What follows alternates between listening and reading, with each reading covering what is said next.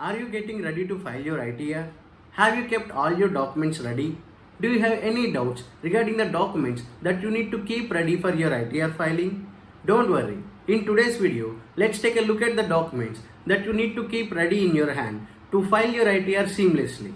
Hi folks, I am AJ from Clear, where we offer tax compliance and various financial solutions to 400,000 plus growing businesses, 2,000 plus large enterprises, 80,000 plus tax experts, and more than 6 million tax filers. To help individuals and businesses, we create various videos on taxes, finances, and savings. So, to keep yourself updated, please click on the subscribe button and hit the bell icon. As you already know, PAN and Aadhaar are most basic and essential documents to file your ITR. Let's take a look at the other documents which are required to file your ITR. Number 1. Form 16. This certificate is also called as Tax Deducted at Source TDS certificate. Your employer provides this form after furnishing information related to taxes paid on your behalf. This certificate is issued after considering your salary, your allowances, and deductions allowed for you. Number 2. Payslips. Payslips are important for a salaried employee. The payslips consists of basic information such as your salary, HRA, DA, traveling allowance, statutory deductions, and other deductions, etc. These details are important while filing your income tax return. Number 3. Form 26AS. Form 26AS consists tax-related information such as TDS, advance tax, self-assessment tax, and TCS collected on your PAN, if any. Apart from this, Form 26AS also reflects information from Annual Information Return (AIR), which is filed by different entities if you have spent or invested at those entities in high value. Number 4. Form 16A, 16B, 16C. Form 16A consists if you have any TDS on rental income, interest income, commission income, or any other income liable for TDS. Form 16B consists of TDS on property if you have purchased any property during the previous year. Form 16C consists of TDS on rental income of your plant and machinery. Number 5. Interest certificate from banks and post offices. Interest income from a savings bank account, recurring deposit, fixed deposit, and a post office savings account are taxable.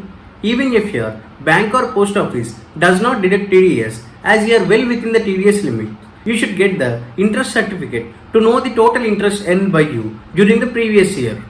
If you are unable to get the interest certificate, at least you should update the passbook to know the total interest income earned. I hope you are getting an idea on which documents to keep ready to file your ITR. If yes, please write clear in the comment section below. If not, please mention your concerns in the comment section below so that we will clarify them for you. Number 6. House property details. If you are living in a rental property, you have to collect rent receipts and your owner information along with PAN to claim HRA. If you are living in your own property, write down property details, ownership percentage, etc. for your reference.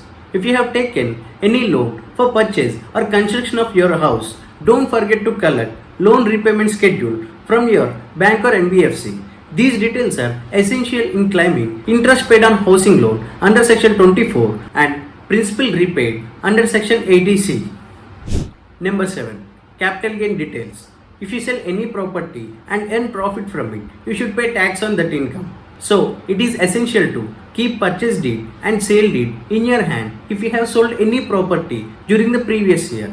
Also, if you have invested in shares, mutual funds, bonds, etc. and sold them during the previous year, you should collect capital gain statement from your broking agent or broking house. These statement consists of all details of short-term capital gain and long-term capital gains. Number 8. Business P&L and balance sheet with schedules. Your business income, which is to be reported in your ITR, should be determined based on profit and loss account statement and balance sheet. Hence, if you have business income, you should keep your P&L and balance sheet in your hand to file your ITR.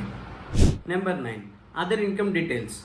If you have income from any other sources such as interest from loans, dividend income, family pension, tuition fee, freelancer income, winnings from the lottery, puzzles, game shows, etc. You should keep all these documents ready so that you don't miss submitting these details while filing your ITR. Number 10. Investment proofs. You should keep all the documents related to your investments or deductions to claim deductions under Chapter 60 of Income Tax Act 1961. These document includes contribution to Employee Provident Fund EPF, contribution to Public Provident Fund PPF, contribution to National Pension System NPS, health insurance premium payments, life insurance premium payments, investment in ELSS schemes, children education expenditure, interest paid on educational loan, etc. Apart from the above deductions, if you are eligible for any deductions from section 80D to 80U, you should keep the documents related to those deductions as well. So folks, that's it for the day. If you like the video, please like and share. If you have any doubt about this topic, please mention them in the comment section below so that we'll clarify them for you. Also, do subscribe to our channel for more informative videos and don't forget to hit on the bell icon so that we'll let you know whenever there is an update from ClearTax. Stay tuned for more updates. Thank you.